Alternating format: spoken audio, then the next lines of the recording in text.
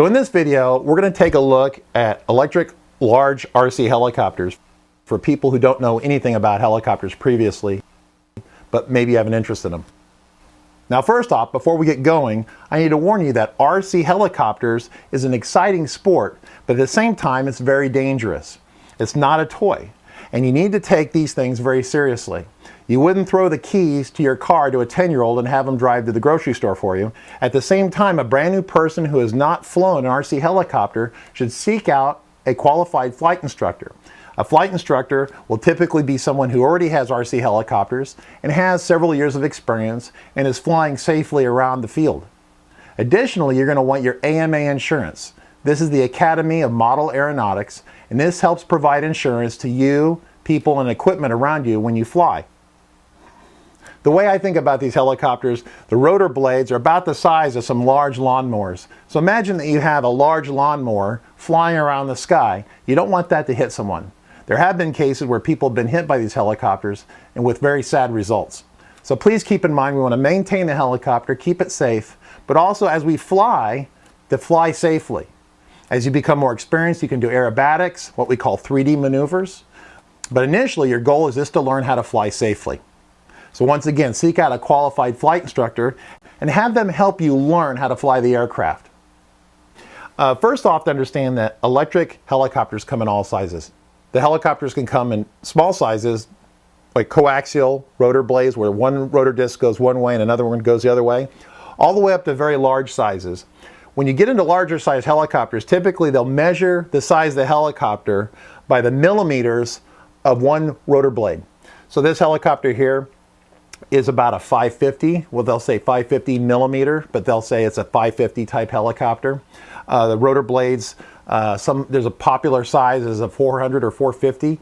And the rotor blades can get as large as 800. This blade here is about 700. And of course, they get even larger than that, but most people are flying anywhere from 400s to 500s to 600s, and some folks are flying 700 size helicopters now. It's about a 10, 11, 12 pound helicopter. So what are electric helicopters and what are the parts? Well, first off, of all the RC activities you can do, from boating to RC cars to radio controlled planes, RC helicopters is the most technically demanding.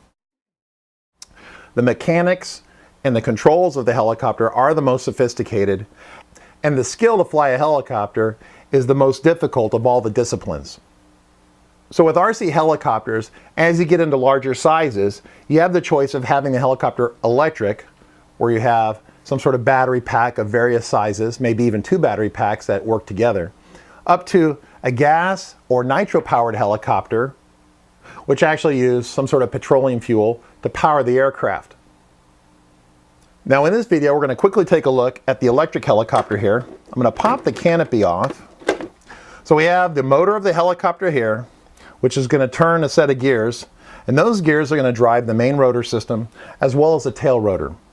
Typically somewhere on the aircraft, mounted underneath or maybe up front, you'll have some sort of lithium-powered battery pack. In the old days, we would use nickel metal hydride or NiCad type battery packs, but the technology these days is using lithium polymer batteries, or what we call LiPos.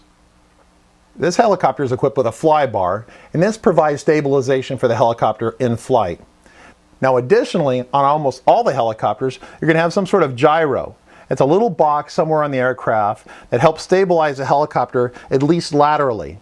As you increase or decrease the power to lift the helicopter up and down, the dynamic forces of the helicopter will want to yaw the aircraft left or right, depending upon how much power you're pulling.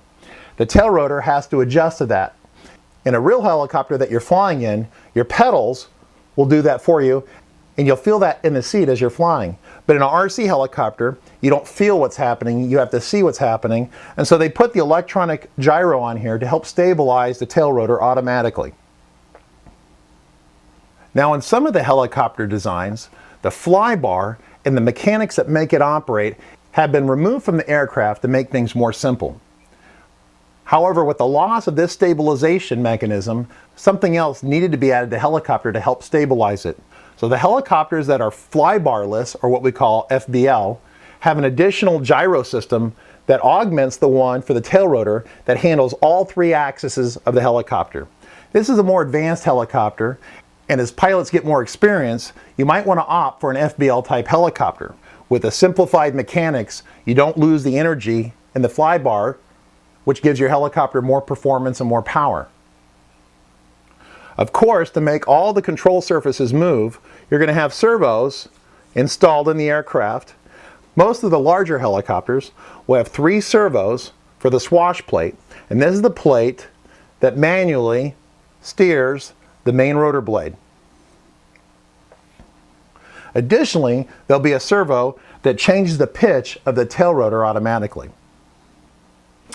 Of course, to control all this, you're going to need a transmitter.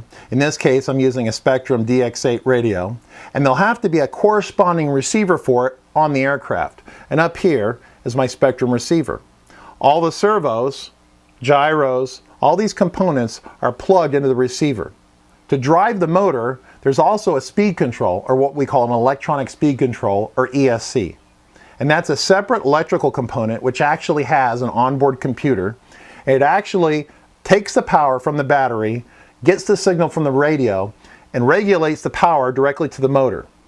The battery is not directly connected to the motor. It goes from the battery to the electronic speed control, then to the motor.